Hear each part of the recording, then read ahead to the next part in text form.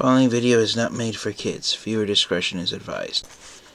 Hello to my subscribers, this is the TFangy coming to you with what will hopefully be a quick and successful review. And today we're going to be taking a look at my most recent Studio Series Transformers purchase that's not from the 86 subline, and is Transformers Studio Series Dark of the Moon Autobot Dino. This guy was originally supposed to be named Mirage, but then in the final Dark of the Moon film, he was given the name Dino, similar to how Wheeljack was given the name Q in the movie. I got this figure recently from Amazon for a hefty amount from a scalper. I figured it would be my last chance to get this figure and add it to my Transformers collection.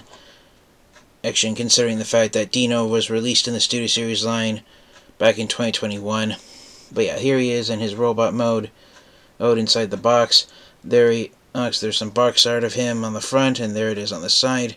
He was the 71st Transformers action figure to be released in the Studio Series line, and be a character based on the Transformers live-action movies instead of being based off of the Generation 1 movie or the Transformers video games. And over the past few years, most of the Transformers characters, the Studio Series line was first released, I want to say, back in 2018 during the Transformers Power of the Primes line, and fast forward to the time of this video's recording, it's November of the year 2025, and most of the characters from the live-action movies have been given action figures in the Studio Series line. So to keep the Studio Series line going, Hasbro and Takara Tomy have expanded Studio Series to encompass other Transformers characters, but bringing focus back here to Dino. When he was released in 2021, he was one of the more excited and anticipated figures of the Studio Series line, due to the fact that in the original Transformers Dark of the Moon line back in 2011, Hasbro wasn't able to release an action figure of Dino in the Dark of the Moon line. And even under the trademark name of Mirage, the character he was originally supposed to be. The main reason why is that in the Transformers Dark of the Moon film, Dino's alternate mode was a Ferrari sports car, and apparently Ferrari said no way to Hasbro on releasing a Transformers action figure that had a Ferrari for an alt mode. And because of that, Dino never actually got a Hasbro-released action figure in the original Dark of the Moon line. Takara Tomy, a few years later, during, I believe it was during Transformers Age of Extinction in 2014, that Takara Tomy repainted the Revenge of the Fallen Deluxe Class Sideways action figure, all red, in Dark of the Moon Dino's paint job. And for a long time, that was the only action figure we got of Dark of the Moon Dino until his Studio Series Deluxe figure was released in 2021. And I've seen multiple fans and collectors say it. For them, the decade of waiting for a deluxe class-sized action figure of Dino was worth it when his Studio Series figure was finally released back in 2021. But the main reason I decided to get this figure off of Amazon was to partner him with the recently released Studio Series Dark of the Moon Autobot Q. Q is one of the not-so-great Transformers action figures, unfortunately. He is a shelf warmer. He's still shelf warming right now on retail stores, even though he was released several months ago, earlier in the year 2025.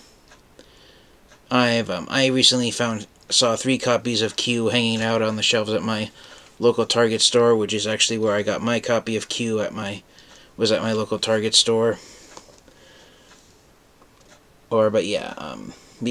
Because Hasbro originally wasn't able to release any action figures of him, Mirage ended up being, the name ended up being used on a separate character from the most recent live-action Transformers film to be released, Transformers Rise of the Beasts. So yeah, just like Autobot Q is now a distinguished character from Wheeljack, Dino is now a distinguished character from Mirage. So coming on here to the back of the box, you've got product photos of his robot mode and his alternate mode. Dino's alternate mode is a stylized sports car.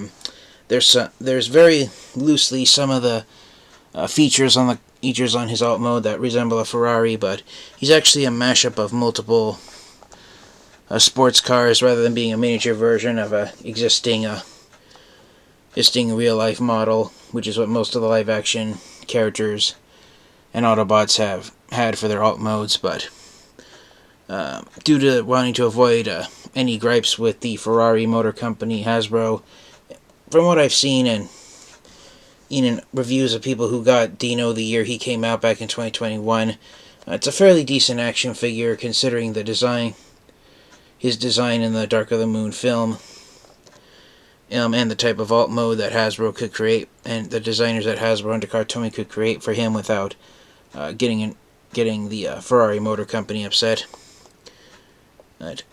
So, me personally, I have no regrets getting Dino or the price I paid for him just to finally have an action figure of him in my Transformers collection. Transformers Dark of the Moon was the last Transformers movie in which I collected action figures from the line of Transformers, and it was the last Transformers live action film that I enjoyed. I did see Transformers Age of Extinction in theaters, and Age of Extinction, I didn't enjoy it as much as I did Dark of the Moon.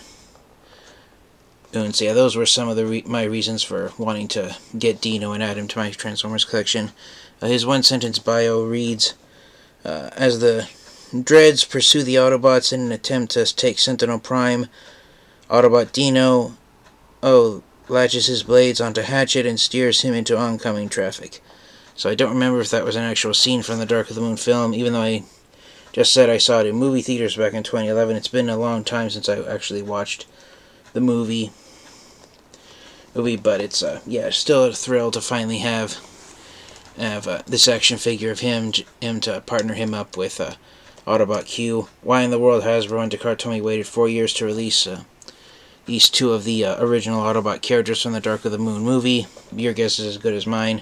Without further delay, let's get Dino out of his box and take a close look at him in his robot mode.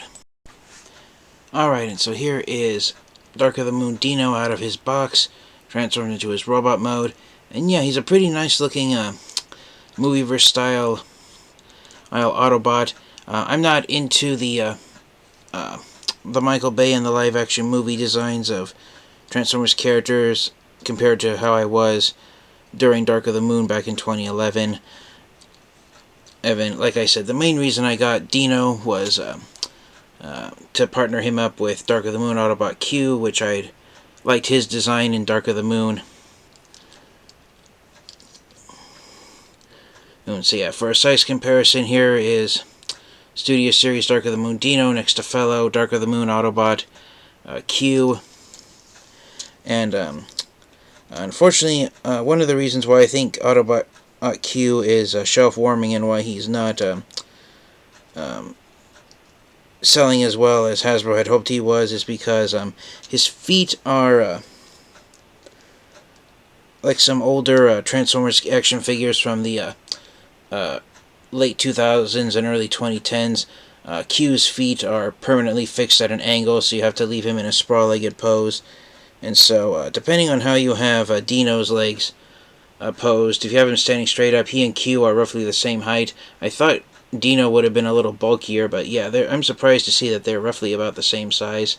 One thing about Dino is that his door wings, the way they transform, they're on a hinge. There's a swivel joint right on the door itself, and then you can hinge it up and down as well, so you can get his door wings into whatever pose you want. And I believe having them sticking up above him and angled in the back, that is somewhat similar to Bumblebee's door wings. I think that's accurate to how he looked in the Dark of the Moon film. If it's not, as I said a moment ago, it's been a while since I actually watched the movie, but yeah, pretty impressive. I do like that you have that feature of being able to angle the doors in different ways. The head is technically on a ball joint, but the head sits at an angle where if you try and twist the head left and right, also you got these two panels here, which are the, I guess you could call it Dino's collarbones. They prevent the head from fully articulating left and right. Alright, so I recommend not using the ball joint if you can help it. The arms are attached to the pelvis at a ball joint. Alright, so they have the potential to rotate clockwise and counterclockwise 360 degrees, but the back wings hinder the backwards movement. You technically have a swivel joint at the top of the bicep, but due to the kibble from the wheel sitting right next to it, Dino does have a lot of articulated joints, but because of how the parts from his alt mode, where they end up in his robot mode, half the joints become hindered. Hinge jointed elbows, wrist swivels, which fresh out of the box are kind of stiff.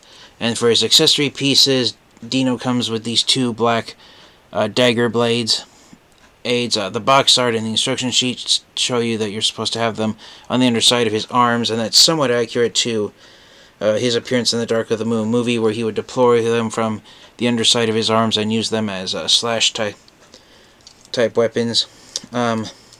There is no waist articulation due to how he transforms into his alt mode, but you do have ball jointed hips.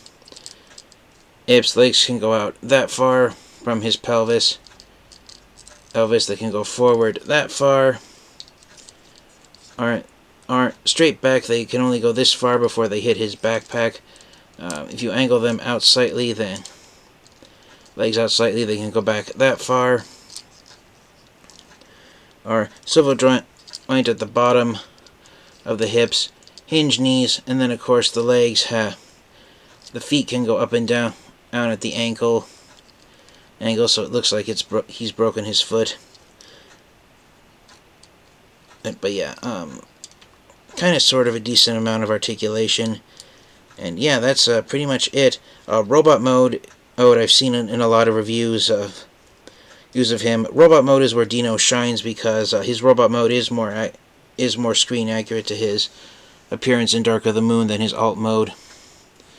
Since I don't follow up on which types of car companies allow companies such as Hasbro, and even Hasbro's rival Mattel, to make miniature versions of their automobiles. I didn't realize the Ferrari Motor Company was such a stickler for their cars being used by, dare I say, the T-word toy companies such as Hasbro. And I believe some collectors even said back in 2021 when Dino came out that the Ferrari Motor Company is notoriously against companies such as Hasbro and Mattel making miniature versions of their cars. That's why there aren't any Hot Wheels cars that turn into Ferraris. I could be wrong, and I probably misremembered that. Remember that incorrectly, but yeah, overall, I'm really thrilled with how Dino is and having him partnered here with Autobot Q. Their wheels, even though they have different hubcaps design, the wheels are about the same size. They're just as thin. But yeah, really nice duo here of Q and Dino from Transformers Dark of the Moon. So without further delay, let's get him transformed into his alt mode and wrap up the review. Alright, and so here is Transformers Studio Series Dark of the Moon Dino transformed into his alt mode. My camera is kind of sort of making the parts of him that are paint appear much brighter than the parts of him made out of red plastic. So my camera is enhancing it. You can see the differences between paint and plastic if you get it at an angle such as that right there. But in hand, it's really hard to notice the difference between the parts that are red paint versus red plastic. The designers really did a good job of matching up the paint and plastic bits here. Now, I don't know if it's just my copy or if this is a universal problem with Dino, but his robot mode feet are supposed to peg into the sides of the door sections right there on tiny little pins where my finger's pointing, but for some reason they don't want to close in place. I guess I probably don't have parts of him lined up properly where the angles meet up. But overall, a pretty nice looking sports car. He does roll fairly well, and there's a tiny amount of clearance space, so he can roll on a flat surface. But this is not a vehicle designed to go rough roading. But yeah, overall, a pretty nice looking sports car. The headlights are done in gunmetal gray. You got black for the grille section.